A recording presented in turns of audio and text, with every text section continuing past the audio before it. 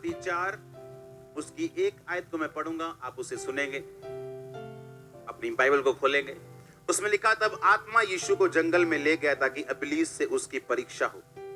वो 40 दिन 40 रात निराहार रहा। तब उसे भूख लगी। तब परखने वाले ने पास आकर उससे कहा, यदि तू परमेश्वर का पुत्र है तो कह दे ये पत्थर रोटियां बन जाएं। यीशु ने उत्तर दिया, लिखा है, मनुष्य केवल रोटी से नहीं परंतु हर एक वचन से जो परमेश्वर के मुख से निकलता है जीवित रहेगा। सब बोलो आमीन।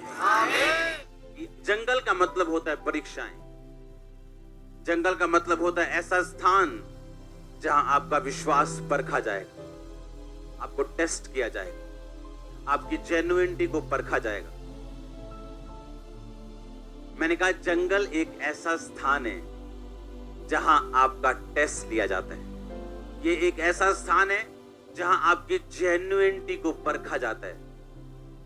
आप सच्चे क्रिश्चियन हो या नहीं सिर्फ इसी जंगल में ही पता लग सकता है।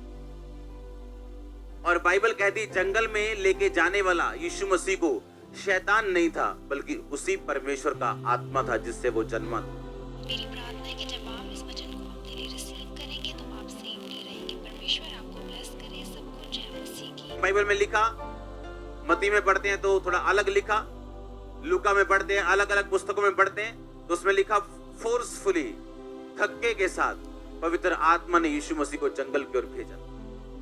धक्का दिया उसको, फोर्स किया उसको कि तू जा जंगल में ताकि इब्लीस से तेरी परीक्षा हो। कई बार परमेश्वर आपकी अगुवाई करता है इन जंगल के स्थानों में, परीक्षाओं में, सताव में, दुखों में, आपको नीचा करने के लिए नहीं, आपको गर्म रखने के लिए, स्ट्रॉन्ग करने के लिए, नए लॉन्च पैड से एक नई ऊंचाई तक आपको लॉन्च करने के लिए, आपको स्ट्रॉन्ग करने के लिए। आप नाश नहीं होंगे, आप यीशु मसीह के लहू के साथ खरीदे गए। बाइबल कहती है कि 40 दिन और 40 रात वो निराहार यानी कुछ नहीं खाया उसने। और लिखा जब ये 40 रोजे बीत गए तब उसे भूख लगी। और परखने वाले ने कहा, ये पत्थरों को बोलिए क्या बन जाए। 40 दिन के बाद ही क्यों, 30 दिन के बाद क्यों नहीं? उसे भूख 10 दिन के बाद क्यों नहीं लगी, 15 दिन के बाद क्यों नहीं लगी, 40 दिन के बाद ही क्यों? देखा जब रोजे बीत गए तो उसे भूख लगी और परखने वाला उसकी परख करने के लिए आया। वो कब आया? जब 40 रोजे खत्म हो चुके थे और उसको मालूम था कि अब ब्लेसिंग, वो सामर्थ, वो अभिषेक बहुत नजदीक है। वो सिर्फ इतना नजदीक था कि यीशु मसीह के परखे जाने के बाद वो रिलीज होने वाले था यीशु मसीह के ऊपर। अगर आप इन अध्यायों को ध्यान से पढ़ें तो बाइबल कहती है कि प्रभु यीशु मसीह इन रोजों के बाद और इन परीक्षाओं के बाद आत्मा की सामर्थ्य से भरे हुए वो लौटे। यानी इन रोजों में यीशु मसीह को सामर्थ्य मिली थी, अभिषेक मिला था। और शैतान ये बात जानता था कि 40 रोजे सक्सेसफुली पूरे हो चुके हैं, अब इन्हें खत्म कैसे करूं या मैं इन्हें व्यर्थ कैसे करूं। कई बार जब आप अपने लाइफ के पॉइंट पे होते हो, आपका ब्रेक थ्रू नजदीक है, आपकी ब्लेसिंग बड़ी नजदीक है, पर आप देखते हो ये क्या हो रहा है, ये मुश्किल मुझे क्यों आ रही, ये ऐसा मेरे साथ क्यों हो रहा है, ये ट्रबल अब मुझे क्यों आ रहा है। वो इसलिए कि शैतान देख चुका है कि आप पे ब्लेसिंग सिर्फ अब 1 इंच का फासला रह चुका है। वो देख चुका है और जब वो देख चुका है वो ये चाहता है कि आप परख में फेल हो जाएं। और इसीलिए परमेश्वर ने कहा इंसान अकेली रोटी से नहीं परंतु परमेश्वर के मुख से निकले एक एक वचन से जीवित रहेगा। और यीशु मसीह ने उसे वचन से जवाब देते गए, वचन से वो बोलते गए। और बाइबल कहती है उसके बाद जब शैतान चला गया, यीशु मसीह आत्मा की सामर्थ से भरे हुए वापस लौटे। यानी वो डिवाइन पर्पस, वो ईश्वरीय काम, वो ईश्वरीय बुलाहट, वो खुदा की योजना जो खुदा ने यीशु मसीह के लिए रखी थी, वो पूरी हो चुकी थी। इसका मतलब अगर आप यीशु मसीह के संतान हैं, आपके लिए भी एक प्लान है परमेश्वर का। उसका आपके लिए भी एक डिवाइन योजना है, ईश्वरीय योजना है। वो पूरी कैसे होगी? जब आप अपनी परीक्षाओं में सफलता के साथ पास हो जाएं।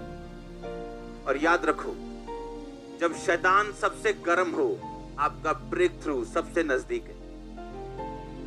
जब आपकी परीक्षा, वो बीमारी हो, सताव हो, गरीबी हो, जब टॉप पे चली जाए, तो याद रखना मेरी बात, अगला दिन आपकी लाइफ का सबसे सुंदर होगा। आपको ये याद रखना है कि जब शैतान पूरे फुल फॉर्म में आपके पीछे, आपका ब्रेक थ्रू बहुत नजदीक है, बहुत ज्यादा नजदीक, आपकी सांस से करीब है वो। मैं आपको स्पिरिचुअल, आपको मैं आत्मिक रीति के साथ बता रहा हूं, आपको प्रोफेटिक रीति के साथ बता रहा हूं। आपकी टेस्टिमनी आपके करीब आ चुकी है। आपको अपनी अंदरूनी आंखों के साथ उसे देखना है। आपको इन शारीरिक आंखों से नहीं देखना। आपकी टेस्टिमनी बहुत करीब है। इसीलिए शैतान डरा हुआ है, इसीलिए वो घबराया हुआ है। वो आपको डिस्ट्रैक्ट करना चाहता है, आपको आकर्षित करना चाहता है, आपके ध्यान को भटकाना चाहता है। पर आपको कूल रहना है, बी कूल रहना है, कूल बेबी। क्या करना है? कूल रहना है, कूल, क्योंकि टेस्टिमनी बहुत बड़ी आने वाली है।